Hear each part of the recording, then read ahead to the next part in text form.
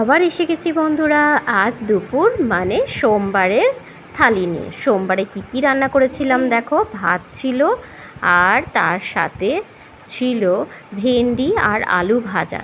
গরম পড়েই গেছে, সুতরাং সমস্ত গরমের শাকসবজি কিন্তু বাজারে চলে এসেছে।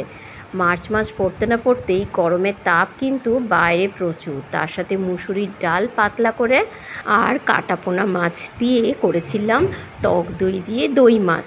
খুবই হালকা পাতলাভাবে তৈরি করেছি আজকের এই মেনু। তার সঙ্গে বাটি ভর্তি করে নিয়েছি স্যালাড।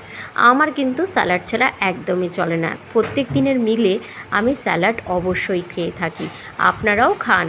অবশ্যই এই গরমে ভালো রাখতে গেলে, নিজের শরীর এবং মনকে ঠান্ডা রাখতে গেলে অবশ্যই প্রচুর শাকসবজি, পাতলা ডাল আর ঘরের খাবার খেতে হবে, আর অনেক অনেক জল খেতে হবে। আশা করি আমার আজকের ভিডিও ভালো লেগেছে। আবার হাজির হব নতুন ভিডিও নিয়ে।